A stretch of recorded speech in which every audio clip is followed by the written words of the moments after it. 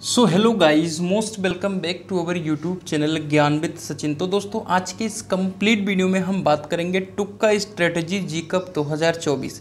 यानी आप सभी यूपी पॉलिटेक्निक एंट्रेंस एग्जामिनेशन 2024 को दे रहे हैं, तो आप सभी टुक्का किस तरीके से लगाएं, आज की इस कंप्लीट वीडियो में हम समझने वाले हैं। तो चलिए बिना देरी के अपनी इस वीडियो की शुरुआत करते हैं। मैं आप सभी को बता दूं कि अगर आप सभी टुक्का नहीं लगाते हैं तो आपके पूरे 50 नंबर तक कम होने वाले हैं। जी हाँ, मैं सही कह रहा हूं, आप सभी के पूरे 50 नंबर कम होने वाले हैं। तो वीडियो बहुत इंपॉर्टेंट है। आप सभी अगर 50 नंबर बचाना चाहते हैं तो ज़रूर वीडियो को अंत तक देखिए। और वीडियो को अंत तक देखने के बाद अगर आप सभी को ऐसा नहीं लगेगा कि मैंने आप सभी को एक शानदार ट्रिक नहीं दी है तो ज़रूर कमेंट करिएगा। तो चलिए आगे बढ़ते हैं और टुक्का स्ट्रेटजी को हम समझते हैं। उसके पहले मैं कुछ बातों को बता दूं आप सभी को, जो आप सभी के लिए बहुत इम्पोर्टेंट है। तो चलिए, सबसे ज़्यादा जो क्वेश्चन रहता है कि कितने नंबर पे हमें गवर्नमेंट कॉलेज मिलेगा। देखिए, ये टुक्का जो है वो आपको गवर्नमेंट कॉलेज दिलाएगा, बिल्कुल 100% दिलाएगा। सबसे पहले आप जान लो कि आपका जो एग्ज़ाम है यूपी पॉलिटेक्निक का, वो होने वाला है ऑनलाइन। कैसे होने वाला है मेरे प्यारे साथियों? ऑनलाइन एग्ज़ाम होगा। ऑनलाइन एग्जामिनेशन में होता है नॉर्मलाइजेशन मेथड। क्या होता है? Normalisation method. अब बहुत बच्चों को नॉर्मलाइजेशन मेथड नहीं पता होगा, मैं बता दूं। नॉर्मलाइजेशन मेथड का ये मतलब होता है कि आपका पेपर कई दिनों तक चलता है। सपोज आज 13 जून है, 13 जून को 3 शिफ्ट में पेपर है, 14 जून को 3 शिफ्ट में पेपर है, 15 जून को 3 शिफ्ट में पेपर है, टोटल 9 शिफ्ट में पेपर है। अब सभी शिफ्ट में पेपर जो होता है वो हार्ड और इजी होता है, किसी में मीडियम होता है। तो उसके लिए एक फार्मूला बनाया गया है जो कि आपको बिल्कुल जानना नहीं है। उसी फार्मूले के दम पे आपका स्कोर नॉर्मलाइज किया जाता है। यानी अगर आपका पेपर सरल था तो आपके नंबर कम हो सकते हैं, अगर आपका पेपर हार्ड था तो आपका नंबर बढ़ सकता है। समझ आ गई बात? अगर मीडियम लेवल पे है तो थोड़ा सा आगे थोड़ा सा पीछे डेफिनेटली हो जाएगा। तो इससे आपको बेनिफिट होने वाला है। दूसरा जो सबसे इम्पोर्टेंट है कि आपको पता नहीं होगा कि जैसे जैसे शिफ्ट बढ़ता है, जैसे जैसे शिफ्ट बढ़ता है वैसे वैसे पेपर का लेवल जो है वो बढ़ता है। यानी आप 13 तारीख के पेपर का लेवल देखोगे तो इजी रहेगा, अगर 16 तारीख के पेपर के लेवल को देखोगे तो हार्ड रहेगा।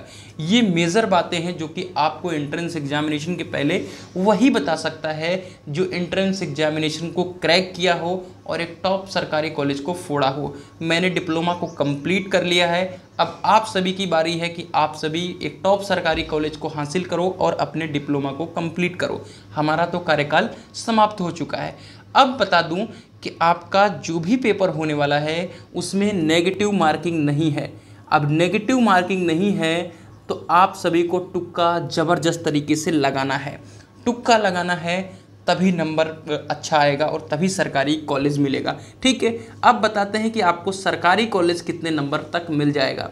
देखिए, पहले क्या होता था कि 250, 260, 270 नंबर बहुत रेयर बच्चों में आता था, कुछ 150 बच्चों का ही आता था। लेकिन जब से नेगेटिव मार्किंग हट गई है तब से मेजॉरिटी ऑफ बच्चों के जो नंबर आते हैं वो 320, 300 के आसपास आते हैं। तो आपको एक एवरेज सरकारी कॉलेज जो है, यानी एक टॉप 10 का सरकारी कॉलेज लिख देता हूँ यहाँ पर, आपको एक टॉप 10 का सरकारी कॉलेज जो है वो कितने नंबर पे मिल जाएगा? तो टॉप 10 का सरकारी कॉलेज जो है वो 220 नंबर पे मिल जाएगा। अब ये आप जनरल कैटेगरी या ओबीसी कैटेगरी वाले इसको अच्छी तरीके से समझ सकते हैं।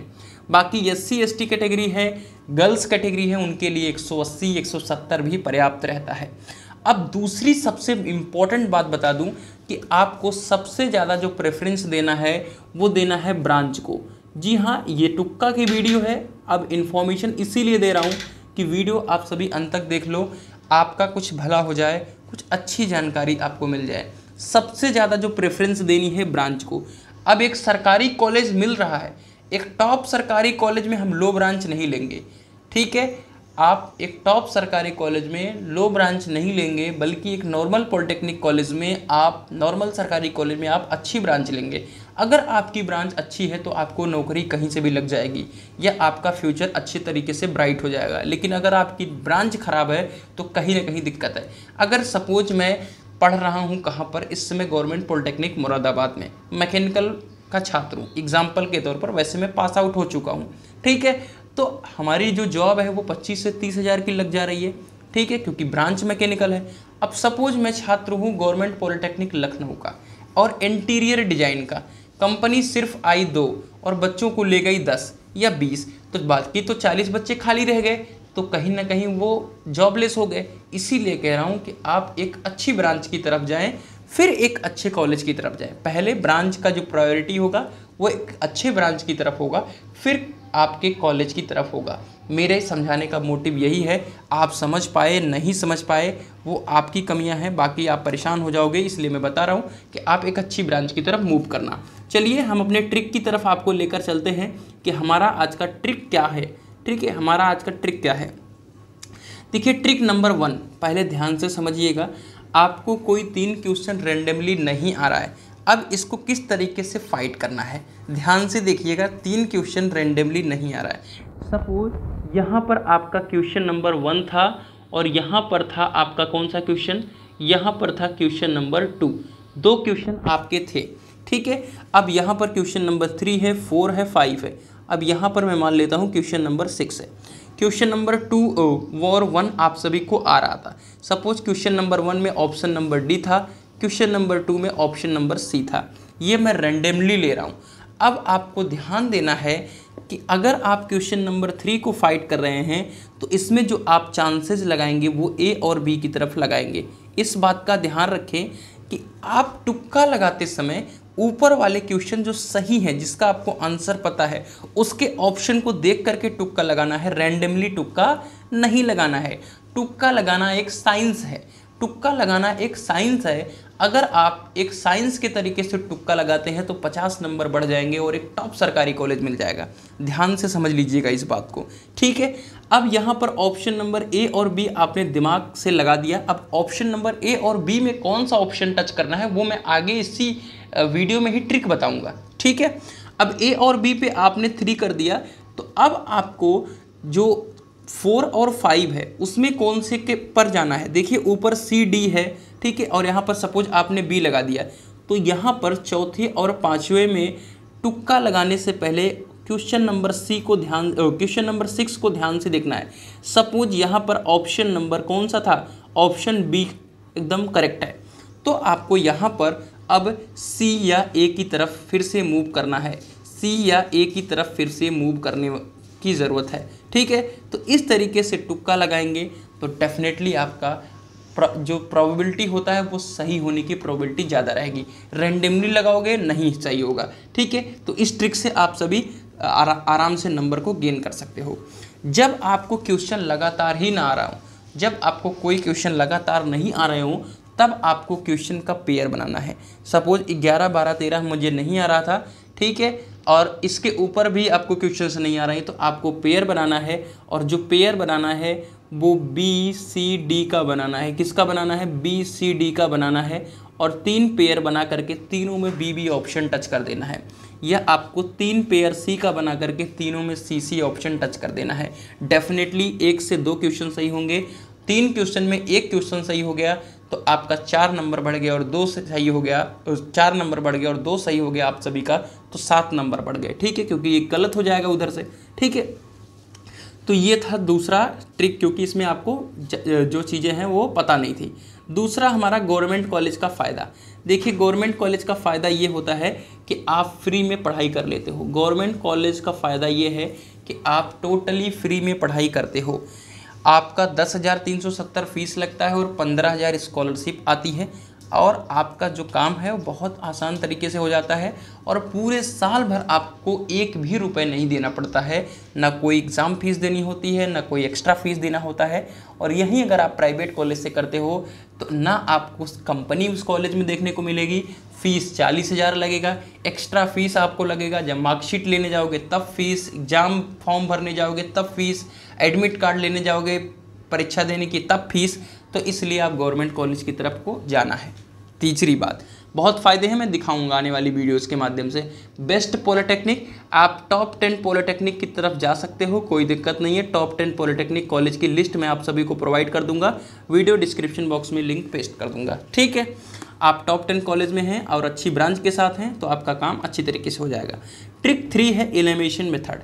एलिमिनेशन मेथड ये कहता है कि आपने किसी क्वेश्चन को देखा और उसमें दो ऐसे ऑप्शन थे जिन्हें आपको डेफिनेटली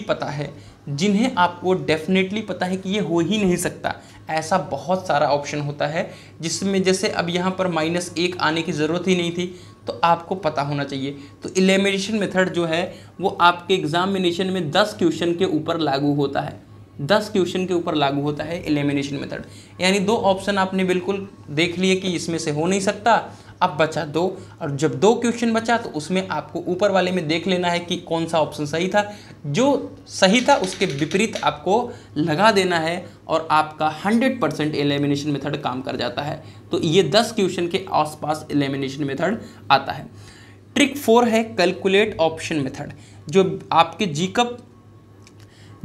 जो आपका एंट्रेंस एग्जामिनेशन होता है उसमें लगभग सिमिलर आपके ऑप्शंस आते हैं, ठीक है। अब क्या होगा कि जैसे आपने क्वेश्चन सॉल्व कर रहे हैं तो आपको ध्यान होना चाहिए कि हमें ए कितना मार दिया, बी कितना मार दिया, ठीक है। तो इस तरीके से अंदाज़ा लगा करके जब लास्ट के 5 मिनट बचेंगे तो उस ऑप्शन को ज़्यादा सेलेक्ट करना है, उस ऑप्शन को ज़्यादा टिक करना है जो ऑप्शन आपने कम यूज करे हैं। जी हाँ, जैसे आपने बहुत सारे क्वेश्चन सॉल्व करे, 100 में से 50 आपने सॉल्व कर दिए, 50 में आपको अंदाज से लगा कि डी सिर्फ 10-5 है, ठीक है। या अब जो रफ कॉपी मिलेगी उसमें शुरुआत से ही अगर आप दिमाग लगा कर रखेंगे तो शुरुआत से ही आप डी या एक, जैसे आपने क्या करा A, B, C और D ऐसे आपने नोट कर दिए, ठीक है। अब उसमें आपको क्या करना है, जैसे आपने 2 क्वेश्चन सॉल्व करे तो 2 ए ऑप्शन यहाँ पर सही था तो वहाँ पर एक ऐसे बढ़ाते जाओ, ठीक है। तो इससे क्या होगा कि आपको कैलकुलेशन पता चल जाएगी कि कितने ऑप्शन हमारे ए के हैं, कितने बी के हैं, कितने सी के हैं। जब आप लास्ट के 5 मिनट में तुक्का लगाओगे तो उस ऑप्शन को ज़्यादा सिलेक्ट करो जो अभी तक आपने कम हुआ है यूज, और आपका डेफिनेटली नंबर जो है इंक्रीज हो जाएगा।